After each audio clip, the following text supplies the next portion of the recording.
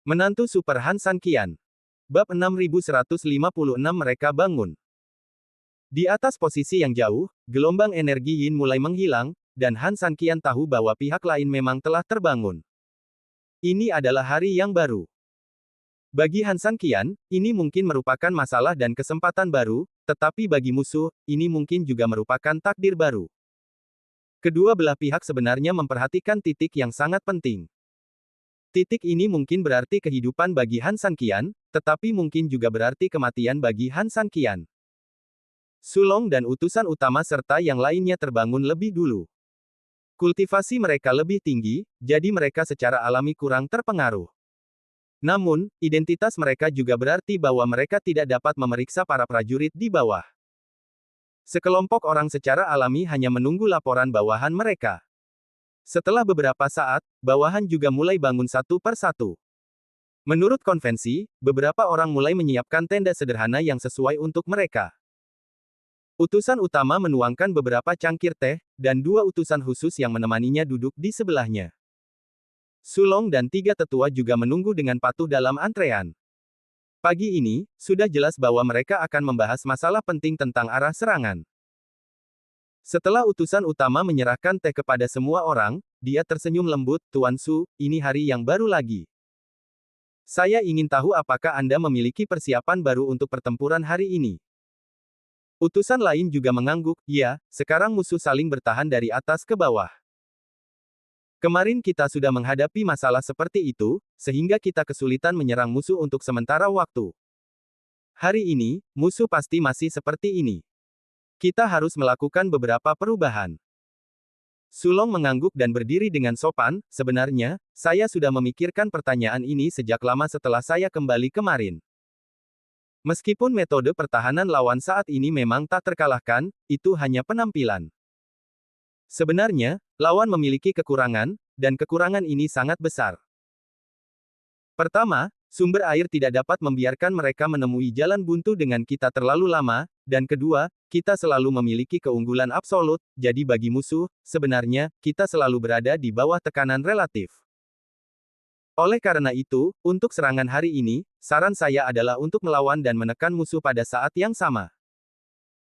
Utusan utama itu sedikit mengernyit, apa maksudmu dengan melawan dan menekan musuh pada saat yang sama, Kepala Istana Sulong, saya sangat tertarik mendengar ini. Sulong tersenyum tipis, sebenarnya, langkah-langkahnya sangat sederhana. Kita hanya perlu terus menyerang sambil menyebarkan pasukan kita secara relatif. Dengan cara ini, momentum ofensif kita di posisi itu akan tetap terjamin. Namun, setelah jumlah orang terbagi, ofensif tim kita akan menjadi lebih tahan lama. Belum lagi mereka akan benar-benar bertarung saat itu, kurasa hanya dengan menonton saja sudah cukup untuk membuat mereka minum. Mendengar ini, beberapa orang mengangguk. Memang, untuk posisi seperti ini di mana penjaga atas dan bawah saling menjaga, sebenarnya, mereka tidak punya solusi yang lebih baik sekarang. Menggunakan taktik serangan jangka panjang dan lautan orang yang luas adalah metode yang paling tepat. Tentu saja, taktik personel yang diperluas juga merupakan penekanan taktis yang besar sampai batas tertentu. Sebenarnya, siapa yang tidak akan merasa mati rasa melihat sejumlah besar serangan yang padat? Di bawah tekanan besar, dan menghadapi serangan gila kita, aku yakin pasukan Han San Qian akan segera dikalahkan sepenuhnya oleh serangan kita. Utusan utama mengangguk, melirik kedua pengikut, dan melihat bahwa mereka setuju, dia berkata, baiklah, metode ini adalah cara terbaik saat ini. Namun, saat kita menyerang, kita harus ingat untuk bersabar, jika tidak, begitu kita bertindak dengan cemas, saya khawatir Han San Qian akan menemukan sesuatu yang berbeda. Utusan lain juga mendukung usulan ini, bagi Han San Qian, sebenarnya, kekalahan mereka tidak dapat dihindari, tetapi mereka telah berusaha menemukan beberapa kelemahan atau kesalahan kita untuk menyelesaikan serangan balik. Semakin banyak yang mereka temukan, semakin mereka dapat menggunakan serangan balik ini untuk menunda. Itu akan menghabiskan lebih banyak waktu. Kita tidak takut akan hal ini, tetapi kita takut kita akan diserang untuk waktu yang lama. Moral yang rendah seperti itu akan sangat mengerikan. Oleh karena itu, selama kita tenang dan bertarung dengan perlahan, kesalahan yang kita buat secara alami akan berkurang tanpa batas. Berdasarkan hal ini, jika kita membuat lebih sedikit kesalahan, Han Sanqian tidak akan dapat menangkap kita, dan secara alami kita akan benar-benar mengalahkannya lebih cepat. Baiklah, sekarang kita telah sepakat tentang cara bertarung, mari kita lanjutkan sesuai rencana. Ya, semua orang menjawab serempak. Tetapi saat mereka hendak pergi, para pelayan dengan cepat berlari. Bab 6157, apa kerugiannya? Pelayan itu sedang terburu-buru, dan wajahnya sangat buruk. Dia langsung berlutut di tanah ketika dia tiba di depan beberapa orang. Perang belum dimulai, tetapi wajah pelayan itu seperti ini, yang tidak benar. Tetapi apa yang terjadi, yang membuat pelayan itu terlihat seperti ini? Utusan utama berpikir lama, tetapi dia tidak menemukan alasan spesifiknya, dan berkata, "Ada apa? Katakan padaku dengan cepat, pasukan akan segera berangkat, dan aku tidak punya banyak waktu." Mendengar ini, pelayan itu menatap utusan utama dengan sedikit ketakutan. Dia benar-benar tidak bisa mengatakannya, tetapi masalahnya adalah, melihat ekspresi utusan itu, jika dia tidak mengatakannya, utusan itu mungkin akan mencekiknya sampai mati. Memikirkan hal ini, dia menelan ludahnya dan berkata, "Jawab utusan itu, kita. Kita mungkin tidak dapat berangkat untuk saat ini." Mendengar ini, tidak hanya ketiga utusan itu yang tercengang, tetapi bahkan Sulong dan yang lainnya yang hadir juga mengerutkan kening. "Apa maksudmu? Apa maksudmu kita tidak bisa berangkat? Kamu hanya seorang prajurit, beraninya kamu mengatakan pasukan kita tidak bisa berangkat? Sialan, apakah kamu mengutuk kita?" Dalam satu kalimat, utusan dan para tetua semuanya berteriak. Prajurit itu merasa sangat dirugikan. Dia hanya menyampaikan pesan. Apa yang sebenarnya dia lakukan? Mengapa? Dia berteriak padanya. "Kalau begitu pergilah ke depan dan lihatlah." Setelah mendengar kata-kata prajurit itu, kepala istana Su pertama-tama merasa ada yang tidak beres. Setelah bertukar pandang dengan utusan yang memimpin, detik berikutnya, mereka berdua bergegas menuju garis depan. Karena mereka yang memimpin, barisan orang harus pergi ke posisi, yang hanya berjarak beberapa meter atau lebih dari 10 meter. Segera, barisan orang itu tiba di posisi tersebut, tetapi setelah melihat situasi di posisi tersebut, mereka semua tercengang. Ini. Apa yang sebenarnya terjadi? Melihat sekeliling, banyak orang berpakaian hitam tergeletak atau duduk di tanah di posisi tersebut. Banyak orang meratap kesakitan. Beberapa dari mereka kehilangan lengan, dan beberapa kehilangan kaki. Singkatnya, banyak orang memiliki berbagai luka di tubuh mereka. Sulong tidak bisa mengerti apa yang sedang terjadi. Tadi malam, para pelaut sedang beristirahat seperti mereka, jadi mustahil bagi mereka untuk menyerang mereka. Di pihak Han Sanqian, meskipun mereka juga manusia, jumlah mereka dapat dihitung dengan jari. Bahkan jika sekelompok orang ini membunuh tanpa kendali sepanjang malam, sama sekali tidak mungkin bagi begitu banyak orang untuk terluka seperti ini. Terlebih lagi, mereka memiliki tindakan perlindungan. Apa yang sebenarnya terjadi? Sulong juga tercengang, dan hampir mengajukan pertanyaan yang sama dengan utusan utama. Tetua keempat tidak berbicara, mengerutkan kening dan berjalan cepat ke depan. Masalahnya aneh, bahkan dia sendiri sangat bingung, tetapi dia percaya bahwa pasti ada alasan untuk itu. Di medan perang, itu bukan kejahatan, jadi orang-orang ini tentu tidak akan terlalu terkendali, jadi tidak dapat dihindari untuk meninggalkan bukti. Selama Anda melihat dengan saksama, Anda pasti akan menemukan sesuatu. Lubang yang ditinggalkan oleh Han Sanqian relatif besar dan jelas, sehingga tetua keempat dengan cepat menemukan keberadaannya. Apa ini? Tetua keempat mengerutkan kening.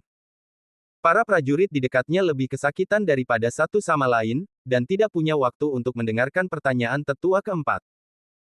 Sebaliknya, prajurit pertama berlari cepat, "Penatua keempat, saya tidak tahu. Itu tidak ada di sana ketika kita beristirahat tadi malam, tetapi itu ada di sana ketika kita bangun pagi ini. Mengapa Anda tidak memberi tahu kami ketika Anda menemukannya pertama kali?" Prajurit itu melirik orang-orang di sebelahnya tanpa berkata-kata. "Penatua, orang-orang di dekat sumur pada dasarnya sudah mati atau terluka. Yang paling ringan hanya bertahan hidup. Ini.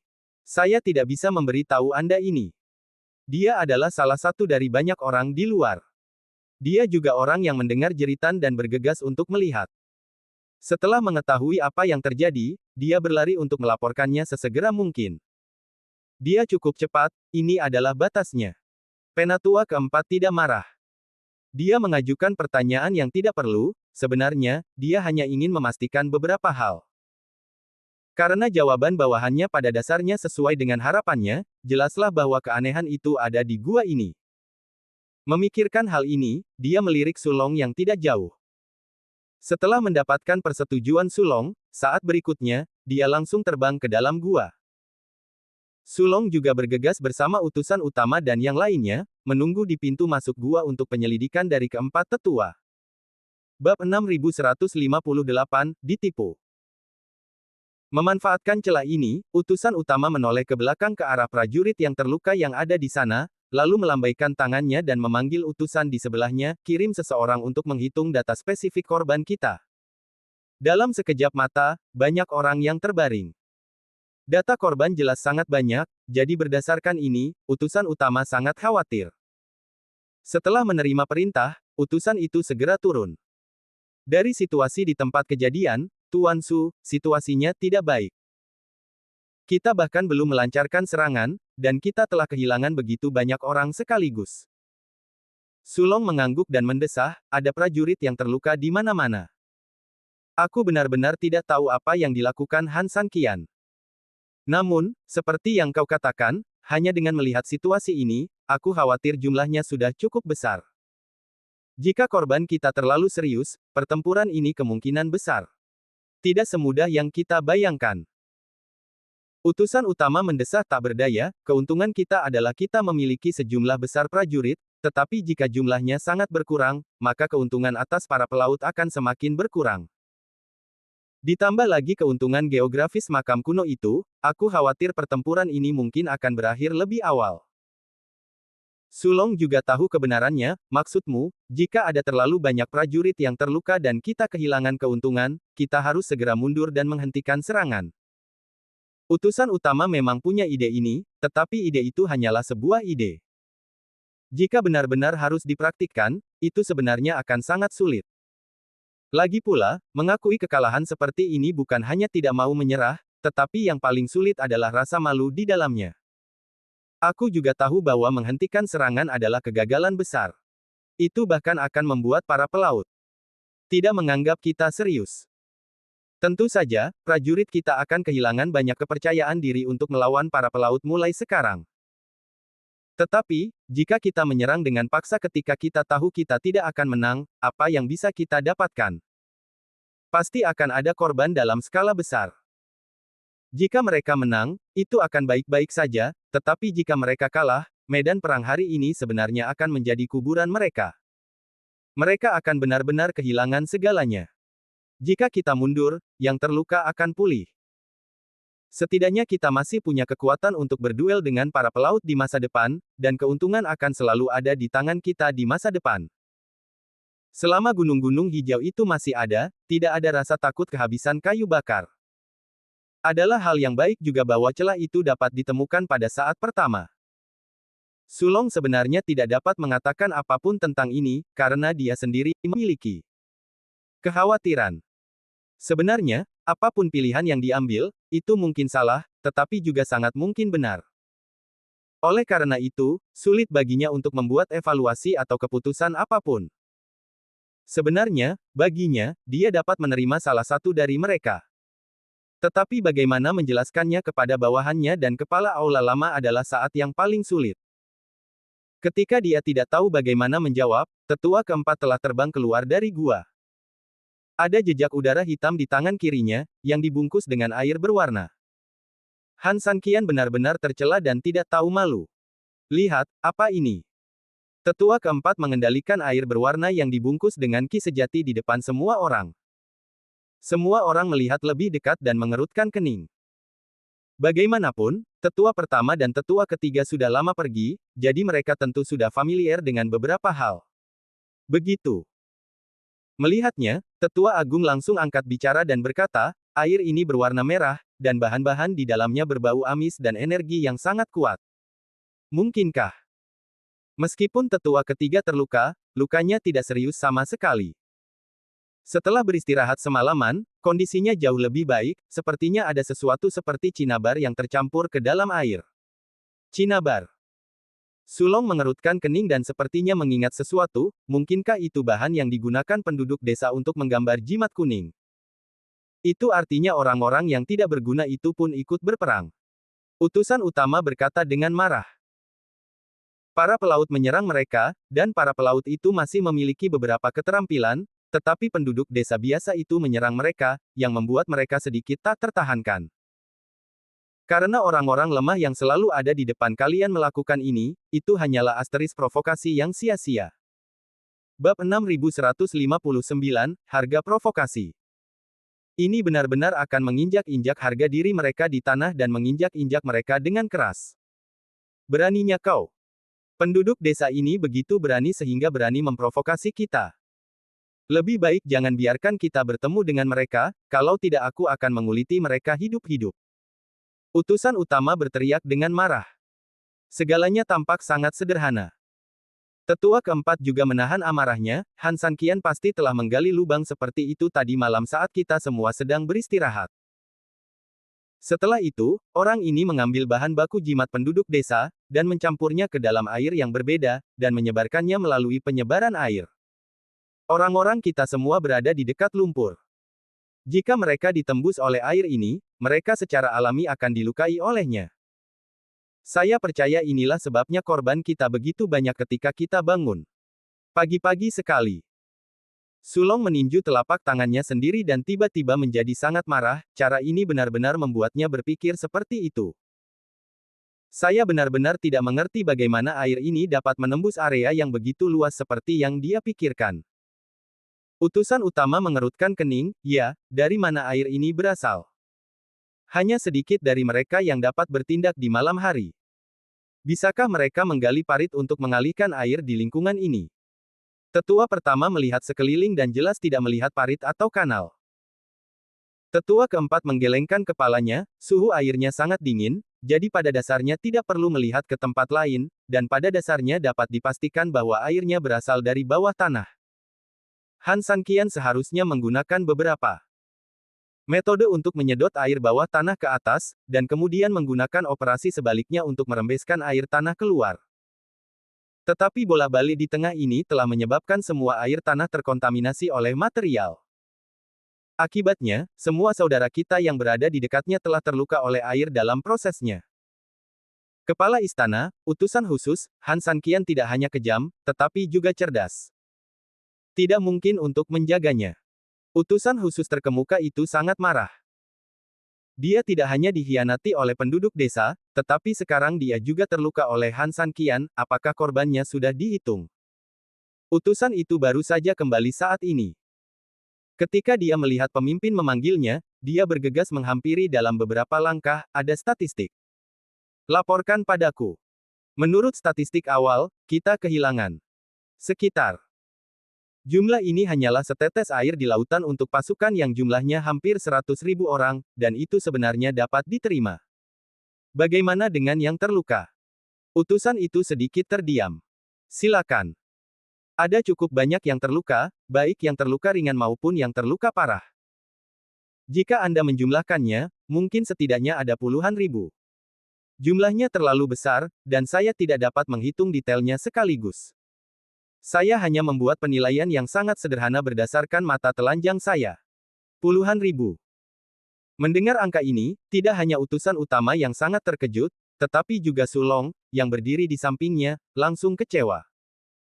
Poin utamanya adalah bahwa jumlahnya mungkin tidak hanya mendekati 10.000, tetapi mungkin lebih.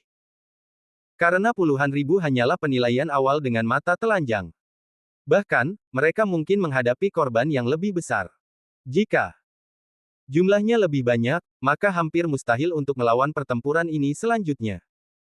Kepala utusan itu memandang Sulong yang berdiri di samping. Dia tidak lagi memiliki kesombongan seperti sebelumnya. Kesulitan ada di depan, dan mengatasinya bersama adalah pilihan terbaik.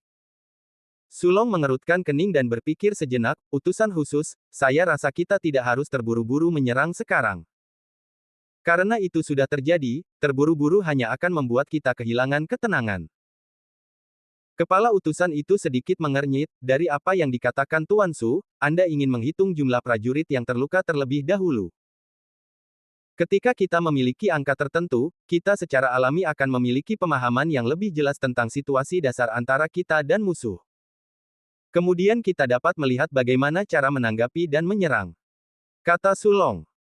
Mendengar ini, kepala utusan itu setuju dan memerintahkan, hitung jumlah orang segera. Saya ingin jumlah yang akurat. Bab 6160, tidak ada gerakan.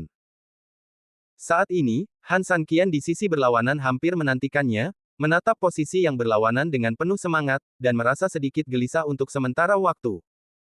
Berbicara secara logis, seharusnya tidak demikian. Bagaimanapun, Han Sanqian telah mengalami banyak badai dan gelombang. Dia dapat tetap tenang dalam hampir semua situasi. Namun hari ini, sedikit berbeda.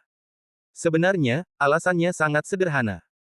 Bagaimanapun, apa yang dimainkan Han Sanqian kali ini juga merupakan metode mewah yang sama sekali berbeda.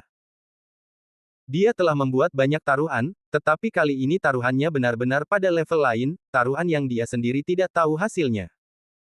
Anda tahu, Han Sanqian dulu memiliki beberapa prediksi tentang taruhannya. Meskipun mungkin ada kegagalan, ada juga kemungkinan keberhasilan tertentu. Namun sebenarnya, dalam permainan ini, Han Sanqian sendiri tidak tahu sama sekali. Dia juga memperhatikan reaksi pihak lain. Namun, saat ini, masih tidak ada gerakan di pihak lain. Lotus mengerutkan kening, mungkinkah pihak lain tidak terpengaruh sama sekali? Kepala desa tua itu mendesah, bukan tidak mungkin untuk membuat rencana seperti itu. Lagi pula, kamu juga tahu bahwa kita tidak tahu seberapa besar kerusakan yang dapat ditimbulkan bahan baku kita kepada pihak lain saat semuanya sudah lengkap. Sekarang kita telah mengencerkannya secara langsung beberapa kali, yang merupakan sesuatu yang sangat tidak diketahui. Mungkin, bukan tidak mungkin untuk tidak menyisakan apapun saat itu. Itu seperti sebotol racun raksasa. Jika kamu membiarkannya terus-menerus diencerkan, racunnya akan menunjukkan pelemahan yang gila. Bukan tidak mungkin untuk mencapai tahap di mana racun tidak dapat membunuh orang. Jangan lakukan ini. Xiaonu menggelengkan kepalanya dengan tidak nyaman. Dia tidak takut menyia-nyiakan. Usahanya tadi malam adalah jika dia tidak berhasil tadi malam, itu berarti bahwa hari ini dia akan sepenuhnya mengantar pada balas dendam gila musuh. Pada saat itu, para pelaut akan sangat berbahaya. Jangan khawatir. Han Sanqian mengangkat tangannya, itu mungkin bukan hasil terburuk. Jika pihak lain benar-benar tidak terpengaruh sama sekali, maka mereka seharusnya tidak tinggal diam sampai sekarang. Menurut logika normal, pihak lain seharusnya langsung melancarkan serangan ke pihak ini. Mengapa sampai sekarang belum ada pergerakan? Oleh karena itu, poin ini saja tidak sejalan dengan akal sehat. Saudaraku benar. Jika musuh benar-benar normal, saya khawatir mereka akan melancarkan serangan umum terhadap kita sejak lama. Namun, hingga saat ini, mereka masih belum bergerak. Sejujurnya, saya pikir pihak lain kemungkinan besar telah menderita kerusakan besar, jadi. Kura-kura tua itu menganalisis dengan serius. Han Sanqian mengangguk. Mengenai hal ini, dia dan kura-kura tua memiliki pandangan yang sangat konsisten. Memikirkan hal ini, Han Sanqian tidak dapat menahan senyum lembut, saya juga berpikir begitu. Pihak lain tidak bergerak sekarang, dan korbannya pasti banyak. Lalu mengapa musuh tidak mundur? Tanya Raja Naga Tua. Han Sanqian berkata, jelas bahwa para prajurit tidak terluka parah. Han Sanqian mengharapkan ini. Lagi pula, setelah racun diencerkan, bahan-bahannya secara alami tidak mencukupi, jadi secara alami sangat mudah untuk membunuh musuh. Poin lainnya adalah jumlah musuh yang terluka mungkin sangat banyak. Semua yang mereka lakukan sekarang sebenarnya hanya menghitung jumlahnya. Mengevaluasi jumlah luka dalam seharusnya menjadi alasan mendasar mengapa pihak lain belum melakukan gerakan apapun hingga saat ini. Jika demikian, maka bagi Han Sanqian, masalah ini akan menjadi menyenangkan dan menarik. Karena semua ini menunjukkan bahwa pertempuran ini dapat berubah secara dramatis, dan mungkin ada penyimpangan kekuatan yang sangat besar. Jika demikian halnya, itu akan menyenangkan.